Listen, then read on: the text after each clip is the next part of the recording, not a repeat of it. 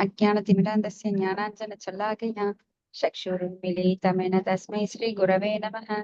श्रीचैतन्यमनोभीष्टं स्थापितं येन भूतले स्वयं रूपकदामह्यं तदादि स्वापदान्तिकं वन्देऽहं श्रीगुरो श्रीयुतपदाकमलं श्रीगुरून् वैष्णवं च श्रीरूपं साक्षात्कृतं सज्जनरघुनाथान्वितं तं सजीवं साद्वैतं सावधूतं परिजनसहितं कृष्णचैतन्यदेवं श्रीराधा कृष्णपादान् सहन ललिता श्रीविशाखान्वितांस हे कृष्णा करुणा सिन्धो दीनबन्धो जगत्पति गोपेश गोपिका कान्त राधा कान्त नमोऽस्तुते तप्त काञ्चन गौरांगी राधा वृन्दावनेश्वरी वृषभानुसुते देवी प्रणमामि हरिप्रिये वाचाकल्पतरुभ्यश्च कृपा सिन्धुभ्यो च पतितानां पावनेभ्यो वैष्णवेभ्यो नमो नमः।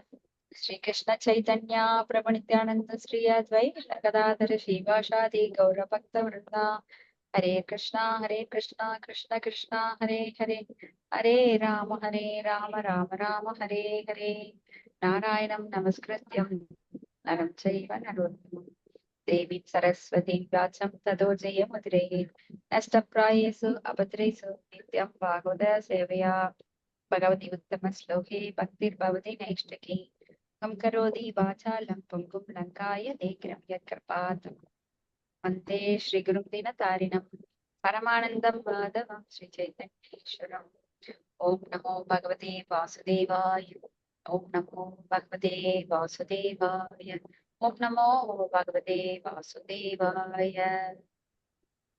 His Divine Grace Bhaktivedanta Swami Srila Prabhupada की जय। हरे कृष्णा माताजी, எல்லாருக்கும் प्रणाम माताजी। प्रणाम माताजी। कृष्णा हरे कृष्णा। भागवत प्रार्थना பண்ணுங்க माताजी। हरे कृष्ण। हरे कृष्ण। सर्वशास्त्राप्ति पीयूषा सर्ववेदैः सत्फला सर्वसिद्धान्त रत्नाय सर्वलोकैः त्रिकृदा सर्वभागवत प्राण श्रीमद् भागवत प्रभु कलिद्वन्द्वोदादित्य श्रीकृष्ण परिवर्तित परमानंद पाठाय प्रेम वर्षाक्षराय दे सर्वदा सर्वसेव्याय श्रीकृष्णाय नमोस्तुमे मत्येक बन्तो मत्सङ्किन् मत्कुरो मन्महादन मत् निस्तारक मत्भाग्य मदानंद नमोस्तुदे असाधु साधु तदतायिन् अधिनोचताः काना मुञ्चकासिन् मां प्रेम्ना ஹிருத்கண்டயோஸ்புரா. மொழிபெயர்ப்பு.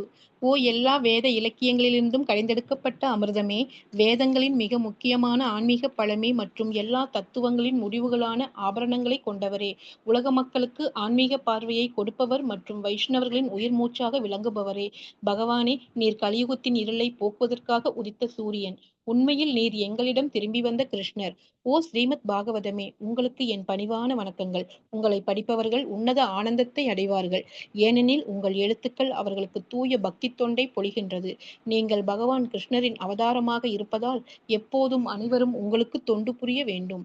ஓ ஸ்ரீமத் பாகவதமே, ஓ என்னுடைய ஒரே நண்பரே, உடன் இருப்பவரே, என்னுடைய ஆசிரியரே, என்னுடைய மிகப்பெரிய சொத்துமாகவும் விடுவிப்பவராகவும் இருப்பவரே, என்னுடைய மிக நல்ல பாக்கியம் மற்றும் ஆனந்தமாக இருப்பவரே, என்னுடைய மரியாதை கலந்த வணக்கங்களையும் ஏற்றுக்கொள்ளுங்கள்.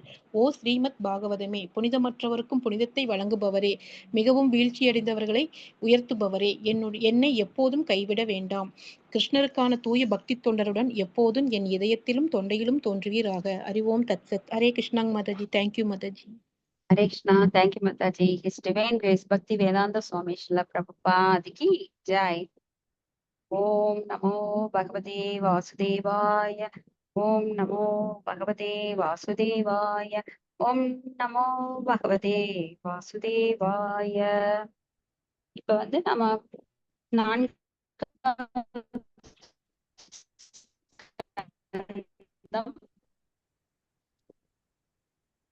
வாய்ஸ் பிரேக் ஆகுதுங்க மாதாஜி. வாய்ஸ் பிரேக் ஆயிடுச்சுங்க. சதுபலப்யாத. ஓகே மாதாஜி, நான் அது வேற வைஃபைல வந்துடுறேன்.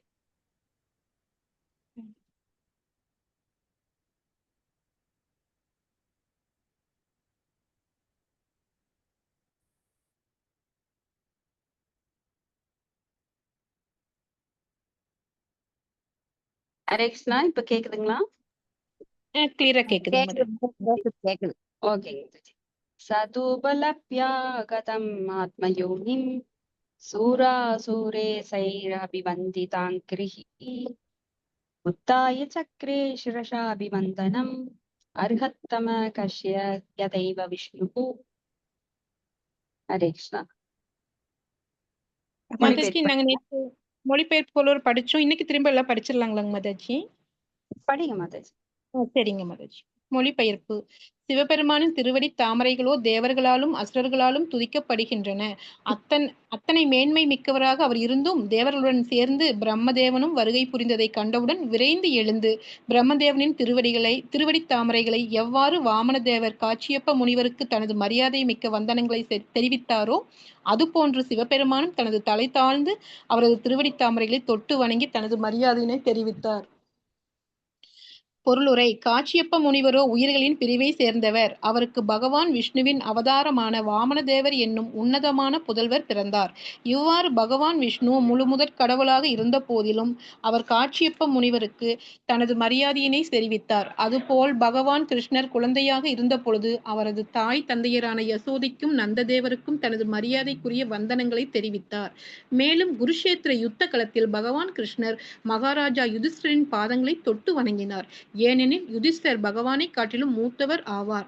இதிலிருந்து முழுமுதற் கடவுளோ சிவபெருமானோ மற்றும் உயர்ந்த பக்தர்களோ அவர்கள் எத்தனை உரிய நிலையில் இருந்தாலும் உயர்ந்தவர்களுக்கு தங்கள் மரியாதையினை தெரிவிப்பதில் முன்னுதாரணமாக திகழ்ந்து அறிவுறுத்தியிருக்கின்றனர் என்று தோன்றுகின்றது. சிவபெருமான் பிரம்மதேவருக்கு தனது மரியாதையினை தெரிவித்தது அவர் தந்தை என்பதற்காக.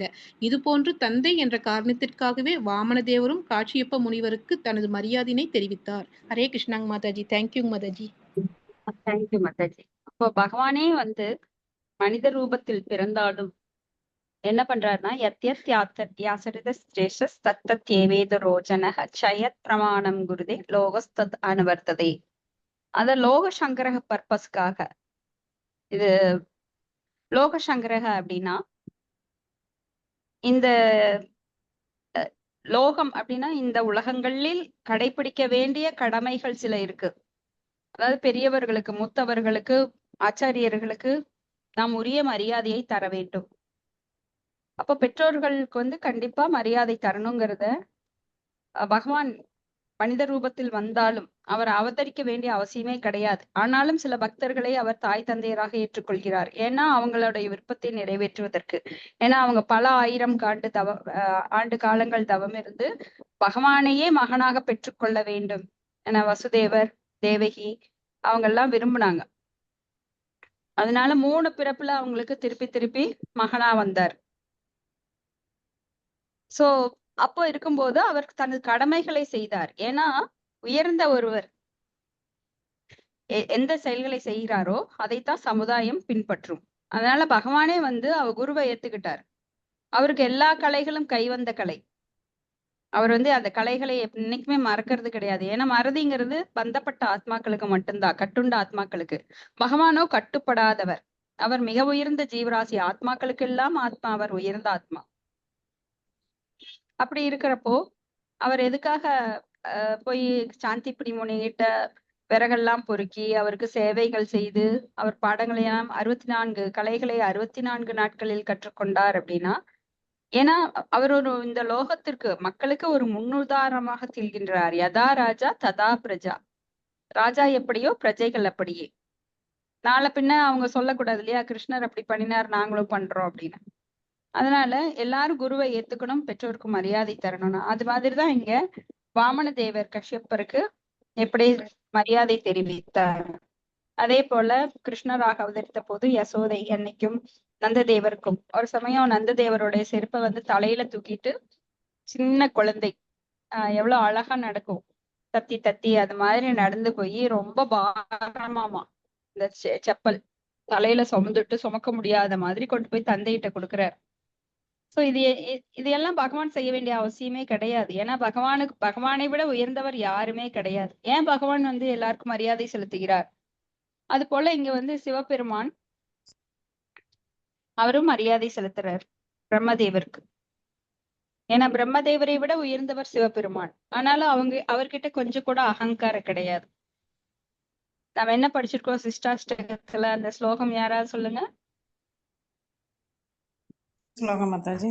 திருநாதபி சுரேஷனா கரோரபி கரோரபி அமானி நாமானதேன கீர்த்தனீய சதாகரி. அதனோட மீனிங் சொல்லுங்க. ஹரியின் நாமத்தை உச்சரிக்கும் ஒருவன் எப்போதும் பணிவாக இருக்க வேண்டும். தெருவில் உள்ள புல்லை விட மிகவும் பணிவாகவும் மரத்தை விட மிகவும் பொறுமையாக இருக்க வேண்டும். தனக்கென்ற எந்த மரியாதையும் எதிர்பார்க்காமல் மரியாதையை மற்றவர்களுக்கு கொடுக்க வேண்டும். இத்தகைய மனோபாவத்தில் இருக்கக்கூடியவன் மட்டும் ஹரியின் திருநாமத்தை இடைவிடாமல் உச்சரிக்க முடியும். ஹரே கிருஷ்ணா. ஹரே கிருஷ்ணா. சோ பகவானோட நாமத்தை உச்சரிக்கிறவங்க தொடர்ந்து அந்த உச்சரிக்கிற சுவை வரணும், அந்த எண்ணமே வரணும். அப்படின்னா எப்படி இருக்கணும்னா, அடுத்தவரிடமிருந்து மரியாதையை எதிர்பார்த்து, ஐயோ எனக்கு அவன் மரியாதை கொடுக்கல, அதனால இந்த கோயிலுக்கு போக கூடாது, இப்படி எதிர்பார்ப்பெல்லாம் இருந்தா நாம பகவானோட நாமத்தை உச்சரிக்கிற எண்ணமே நம்மளுக்கு வராது உள்ள. ஏன்னா ஹரிநாமம் என்பது மிக உயர்ந்த ஒன்று. அது யாருக்கு கிடைக்கும்னா தூய்மையானவர்களுக்கு மட்டும்தான் கிடைக்கும். படிப்படியாக அதை நம்மை தூய்மையும் படுத்துகின்றது. தூய்மைனா 100% தூய்மை கிடையாது. ஓரளவுக்காவது நாம் அதை பெற தகுதி வேண்டும்.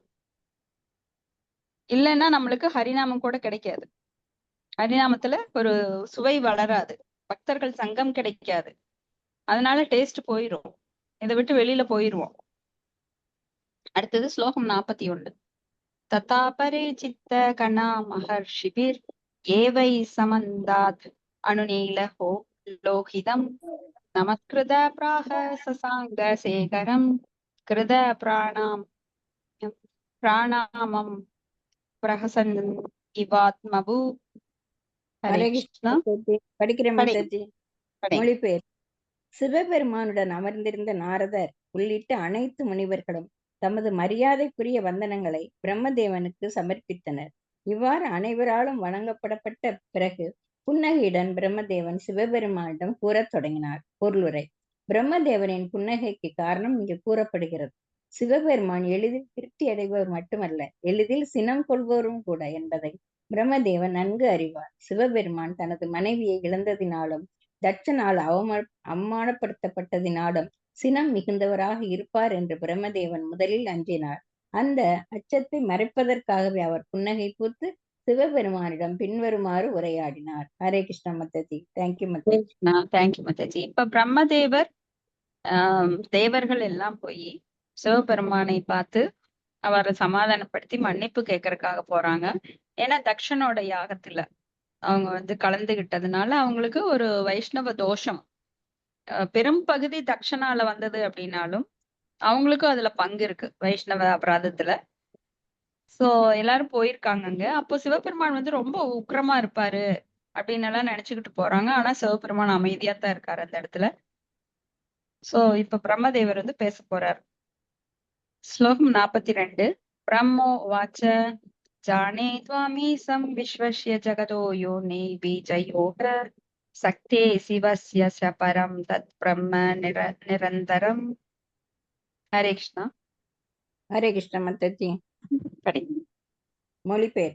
பிரம்மதேவன் கூறினார், எனது அன்பிற்குரிய சிவபெருமானே, நீரே பௌதீக தோற்றம் அனைத்தையும் நெறிப்படுத்துபவர் என்பதும் பிரபஞ்சத்தை ஈன்றெடுத்த அம்மையப்பன் என்பதும் அப்பிரபஞ்ச தோற்றத்தினையும் கடந்த பரபிரம்மம் என்பதையும் நான் நன்கறிவேன்.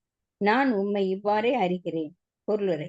சிவபெருமானிடம் இருந்து என்னதான் உயரிய மரியாதைகளை பெற்ற போதிலும் தன்னை விட சிவபெருமானின் நிலை மேன்மை மிக்கது என்பதை பிரம்மதேவன் நன்கு அறிவார். சிவபெருமானின் நிலையினை பற்றி கூறும் பொழுது பிரம்ம சம்ஹிதை பகவான் விஷ்ணுவிற்கும் சிவபெருமானுக்கும் அவர்களது உண்மையான நிலையினை பொறுத்த மட்டிலும் எந்தவித வேறுபாடும் கிடையாது. ஆனாலும் பகவான் விஷ்ணுவிடமிருந்து சிவபெருமான் வித்தியாசமானவர். இதற்கு உதாரணமாக தயிரில் உள்ள பால் உண்மையான பாலில் இருந்து வேறானதல்ல என்று கூறப்பட்டிருக்கிறது. ஹரே கிருஷ்ணா. தேங்க்யூ மாதாஜி. ஹரே கிருஷ்ணா மாதாஜி. அப்போ சிவபெருமானுக்கும் இங்க விஷ்ணுவுக்கும் எந்த வேறுபாடு அதிகமா கிடையாது. ஏன்னா பாலிலிருந்து எப்படி தயிர் உருவாகிறதோ, ஆனால் பாலுக்கும் தயிருக்கும் எப்படி வித்தியாசம் இருக்கிறதோ அது போல விஷ்ணு தத்துவம், ஆனால் சிவபெருமான் சிவ தத்துவம். விஷ்ணுவே ஜட ரூபத்தை, இந்த ஜட பிரபஞ்சத்தை பராமரிப்பதற்காக, அழிப்பதற்காக, காப்பதற்காக அப்படின்னு தன்னையே பலவாக உருமாற்றிக் கொள்கிறார். குணங்களின் அவதாரமாக. அது வந்து சம்ப குணத்தின் அதிபதியாக சிவபெருமானாக தன்னை விஷ்ணுவே உருவாக்கி கொண்டிருக்கிறார். இப்ப பார்த்தோம் அப்படின்னா எல்லாமே part and parcel of Krishna. நாம் அங்கத்துணுக்கு, ஆனா அதுல வித்தியாசம் இருக்கு. நாம ஒரு சிறு அம்சம், ஆனா சிவபெருமான் கொஞ்சம் பெரிய அம்சம். அடுத்தது ஸ்லோகம் 43. त्वं एव भगवन् एतत् शिव शक्त्यो स्वपेयोः विश्वं सृजसि पासि अत्सि क्रीडन् ऊर्न पडो यथा. ஹரே கிருஷ்ணா மாதாஜி. படிங்க. சரி படிங்க மாதாஜி, படிங்க மாதாஜி. எனது அன்பான பகவானே, உமது சுய விரிவினால் நீரே இவ்வுலகை படைத்து காத்து அழிக்கவும் செய்கின்றேன்.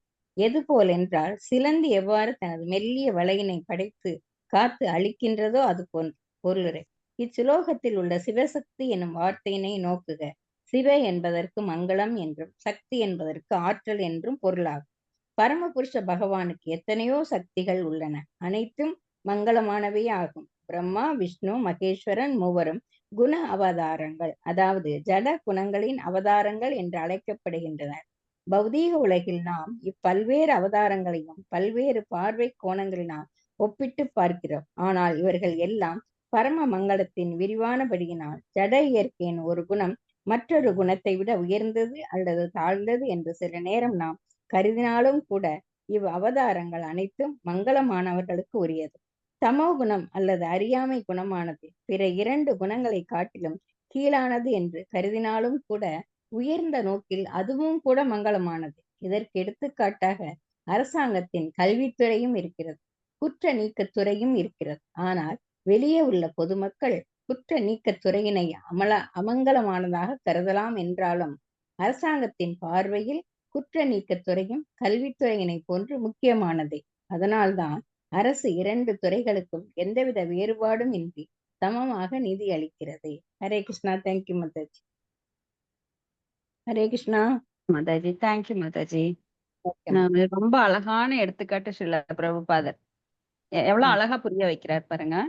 அப்போ தமோ குணம் வந்து இப்ப சிவபெருமான் கையாளுகிறார் அப்படின்னா அவர் கீழானவரா? ஏன்னா அவர் பேய் பிசாசுக்களையும் கூட அடக்குகிறார்.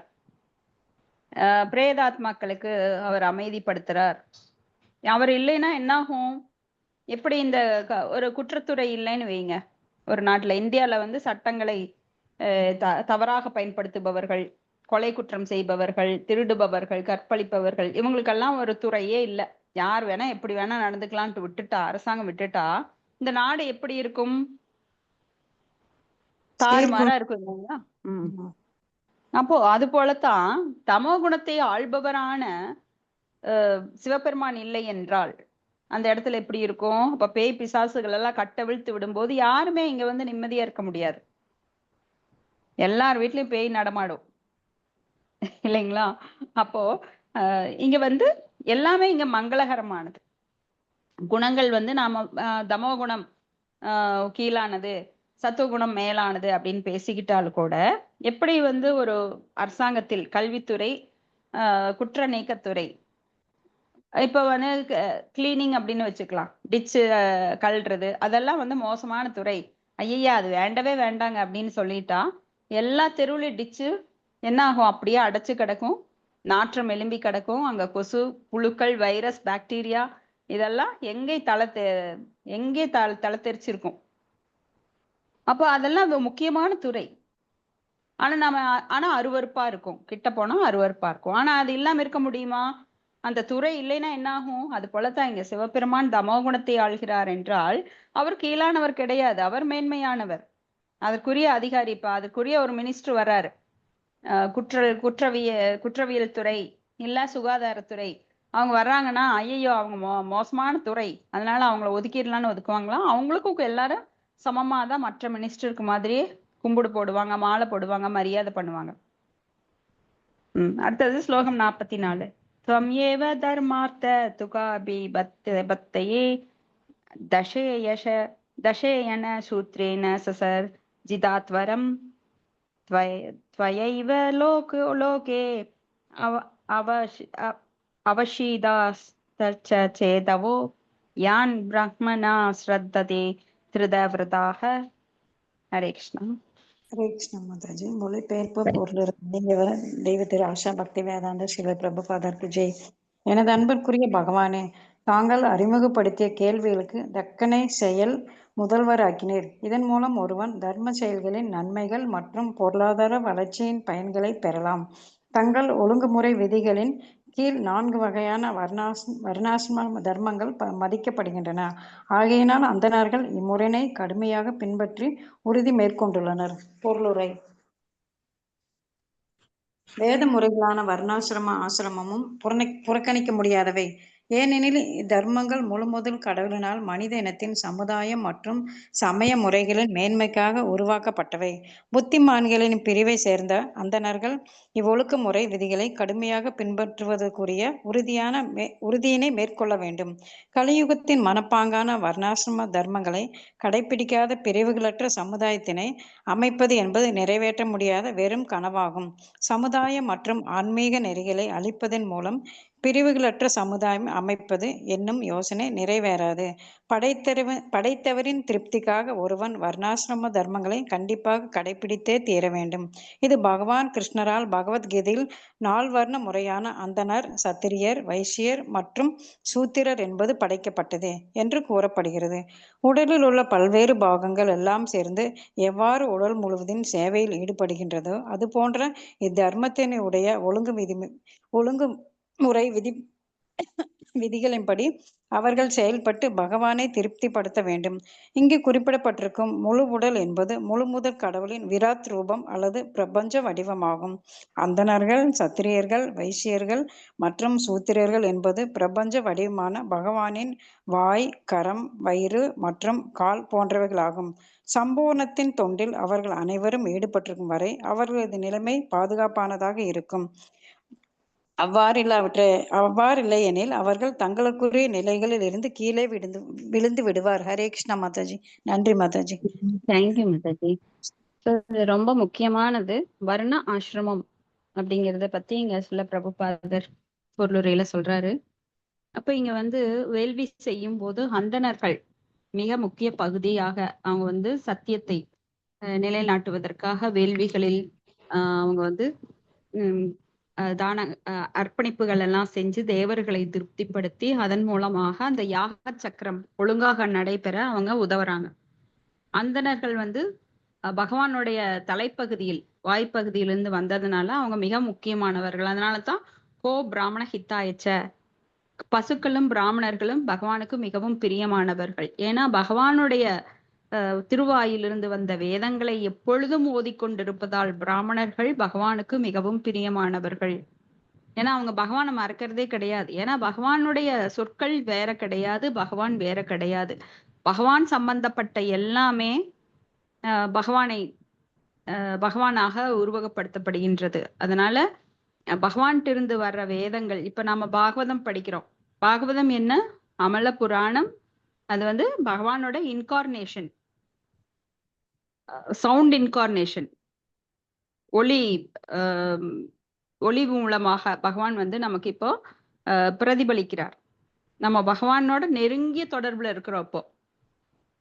அப்ப இது பகவான்ல இருந்து வேறுபட்டது கிடையாது. இப்ப பகவான் நாம போற்றி துதித்து பாடிக்கொண்டு ஸ்ரவணம், கீர்த்தனம், ஸ்மரணத்துல ஈடுபட்டு இருக்கிறோம். பாகவதத்துல நாம ஈடுபட்டு இருக்கும் போது அதனால பகவானை பிரிந்து கிடையாது நாம. அப்ப பகவானோட இருக்கும் போது நம்மளுக்கு அந்த உயர்ந்த சுத்த சத்துவ குணத்துல, அதாவது யார் எப்படி இதுக்கு இம்பார்ட்டன்ஸ் கொடுக்குறாங்களோ, இப்ப புக் இருக்கு, நான் பேசுறேன், நான் கேட்கிறேன் அப்படிங்கிறத விட எந்த நிலையில் ஒருவர் கேட்கிறார், பேசுகிறார், உணர்கிறார், அந்த உணர்வு எந்த நிலையில் இருக்கோ அதை பொறுத்து அவங்க சுத்த சத்துவத்திலேயோ அல்லது சத்துவத்திலேயோ இருக்கிறோம். இல்ல தமோ குணத்திலையும் சிலர் தூங்கிட்டே கேட்டுட்டு இருப்பாங்க. இல்ல ரஜோ குணத்துல வேற வேலை செஞ்சுக்கிட்டே கேட்டுட்டு இருப்பாங்க. சத்துவ குணத்துல உக்காந்து அமைதியா சரி ஓரளவுக்கு கேட்கலாம் அப்படின்னு எண்ணங்கள் அடக்கி பாதி எண்ணங்களை அப்படியே பறக்க விட்டு கேட்கறவங்க சத்துவ குணத்துல. ஆனா சுத்த சத்துவத்துல முழுமையான ஈடுபாட்டுடன் யார் கேட்கிறார்களோ அவங்க சுத்த சத்துவ நிலைக்கு வர்றாங்க. அவங்களுக்கு என்ன வெளிப்படும்? இந்த சூழ்நிலைகள் நம்ம சத்திய யுகத்தில் இருக்கிற மாதிரி ஒரு சூழ்நிலை வெளிப்படும். சோ அவங்க உணர்வுக்கு தகுந்த மாதிரி, சூழ்நிலைக்கு தகுந்த மாதிரி இப்ப பாகவதம் படிக்கிறவங்களுடைய அந்த சூழ்நிலை சரௌண்டிங்ஸ் வந்து வேறுபடும். அந்த நெகட்டிவ் திங்ஸ் எல்லாம் போய் பாசிட்டிவ் வைப்ரேஷன் அந்த இடத்துல கிடைக்கும். அப்ப இங்க வந்து தக்ஷன் அந்த வேள்வி செய்யறாரு. அப்போ நல்ல காரியம்தான் வேள்வி செய்யறது. ஏன்னா தர்ம அர்த்த காம மோக்ஷ அந்த அறத்தின்படி என்ன பண்ணணும், வேள்விகள் செய்யணும், தேவர்களை திருப்திப்படுத்தணும். அதன் மூலமா தேவர்களுக்கு நம்மளுக்கு பொன் பொருள், காற்று, நிலம், நீர், நெருப்பு எல்லாம் தருவாங்க. அதை வச்சுக்கிட்டு நாம என்ன பண்ணணும், அறம் பொருள் சேர்த்தாச்சு. அறத்தின்படி யாகம் செய்யறாங்க. அப்புறம் பொருள் சேர்க்கிறாங்க. ஏன்னா அது யாகம் செய்யும்போது என்ன ஆகுது, மழை வருது, மழை மூலமாக பயிர்கள் விளைகின்றது, பயிர்களை வித்து அதை வந்து அனுபவிக்கிறாங்க. எல்லாருக்கும் கண்டிப்பா உணவு தேவைப்படுது இல்லைங்களா? அப்ப யாகத்தின் மூலமா தான் அந்த மழை வருது, வெயில் வருது, குளிர் வருது, சந்திரனோட நிலவு குளிர்ச்சி தருது. குளிர்ச்சியின் மூலமாக பயிர்களுக்கு அந்த சுவை கிடைக்கின்றது, காய்கனிகளுக்கெல்லாம்.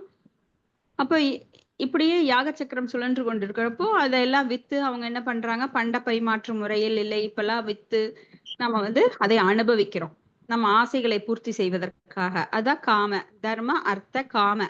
அடுத்தது என்ன, மோட்சம். அந்த மோட்சத்தை நாம நோக்கி ஒரு 50 வயசுக்கு மேல போகணும் அப்படிங்கிறது தான் நம்மளுக்கு வர்ண ஆசிரமம் அப்படின்னு சொல்லி வேதங்கள்ல ஒரு ஆரம்ப நிலையில கண்டிப்பா எல்லாருமே அதை செய்யணும் அப்படின்னு சொல்லப்பட்டிருக்கு. ஆனா காலப்போக்குல என்னாச்சு, அந்த தர்மத்தை விட்டுட்டாங்க, மோட்சத்தை விட்டுட்டாங்க. ஆனா நடுவுல இருக்கிற அர்த்த காமத்தை மட்டும் மக்கள் ஃபாலோ பண்ண ஆரம்பிச்சுட்டாங்க. ஏன்னா கலியுகம் காலம் போக போக எல்லாம் மோசமா நடக்கத்தான் செய்யும். ஆனா இங்க அந்தணர்கள் என்ன பண்ணணும், பட்டன யாஜன தான பரிகிரக அப்படின்னு சொல்லி அவங்க வந்து வேதங்களை படித்து எல்லாருக்கும் உணர்த்தி தானம் பண்ணி அந்த விதிமுறைப்படி நடக்கணும். அப்ப இந்த 4 வர்ணம் ஆசிரமம் ரொம்ப முக்கியமானது. ஏன்னா ஒரு பிராமணன் போய் நான் டிச்சு அல்ற அப்படின்னு சொல்ல முடியாது. ஏன்னா பிராமணனுக்கு அந்த தமோ குணம் கிடையாது. சோ உணர்வினால் மட்டுமே ஒருவன் எந்த குணத்தில் இருக்கிறானோ அதற்கு தகுந்த தொழிலை பகவான் வந்து வர்ணாசிரமா பிரிச்சு கொடுத்தாரு. சாதுர்வர்ணியம் மயா சிஷ்டம் குண கர்ம விபாகஜக. குணத்திற்கேற்ப கர்ம வேலை. சோ ஒருவன் குணம் எப்படி இருக்கிறதோ அது மாதிரிதான் வேலை செய்ய முடியும். தமோ குணத்துல இருக்கிறவன் போய் அரசாங்கத்துல ராஜபீடத்துல உட்கார முடியாது. ஒரு தமோ குணத்துல இருக்கிற ஒரு சூத்திரனை கொண்டு போய் ராஜாவா உட்கார வச்சாலும் அவன் என்ன பண்ணுவானா, எப்படி ஒரு நாய் புத்தி, நாயை கொண்டு போய் அழகா அலங்கரிச்சு பட்டு வேஷ்டி எல்லாம் கட்டி பட்டு தொப்பி எல்லாம் போட்டு ராஜசிம்மாசனத்துல உட்கார வச்சாலும் என்ன பண்ணும், அதை உழைக்கதான் செய்யும். கரண்ட் கம்பத்தை கண்டா அது யூரின் பாஸ் பண்ணும். அது போல தமோ குணத்துல இருக்கிறவங்களை என்னதான் நீங்க உயர்ந்த பதவி கொடுத்தாலும் அவனுடைய கீழ்த்தரமான புத்தி அங்க வேலை செய்யும். அதனாலதான் லஞ்ச ஊழல் இன்னைக்கெல்லாம் பரவி கிடக்குது. ஏன்னா அரசாங்கம் எல்லாரும் சமமானவர்கள் அப்படின்னு சொல்லி வர்ண ஆசிரமத்தை அழிச்சிட்டாங்க. அதுக்கு வந்து தவறான அர்த்தத்தை கற்பித்து அரசியல்வாதிகள் அதுக்கு மோசமான ஒரு பெயரை சூட்டி ஜாதி பாகுபாடு அப்படின்னு சொல்லி ஓட்டுக்காக வேண்டி அதை தப்பான மீனிங் எல்லாம் கொடுத்து மக்களை குழப்பி விட்டுட்டாங்க. ஏன்னா அவங்க குழம்பி இருக்கும் போதுதான் அவங்க அனுபவிக்க முடியும். மக்கள் தெளிவா இருந்தாங்கன்னா அரசியல்வாதிகள் அனுபவிக்க முடியாது. ஏன்னா எல்லாருமே தெளிவா இருக்காங்களே, குட்டை கிளப்பி விட்டாதான் மீன் பிடிக்க முடியும்ன்ற மாதிரி. இப்ப வர்ணாசிரமத்துக்கு தவறா அர்த்தம் எல்லாம் சொல்லி மக்களை குழப்பி விட்டு அதுல அவங்க மீன் பிடிச்சிட்டு இருக்காங்க. இப்போ எந்த குலத்தில் ஒருவன் பிறந்தாலும் அவனுக்கு வந்து பக்தி செய்யறதுக்கு எந்த ஒரு தடையும் கிடையாது. அவர் கிருஷ்ணர் மேல பக்தி பண்ணலையா, உடுப்பில கிருஷ்ணர் அவருக்கு அருள் கொடுக்கவில்லையா? இப்படி எத்தனையோ கீழ்குலத்தில் பிறந்தவர்கள் பகவானின் அருளை பெற்று தூய பக்தர்களாகி வைகுண்டத்துக்கு போயிருக்காங்க. சோ குணத்தின் அடிப்படையில தான்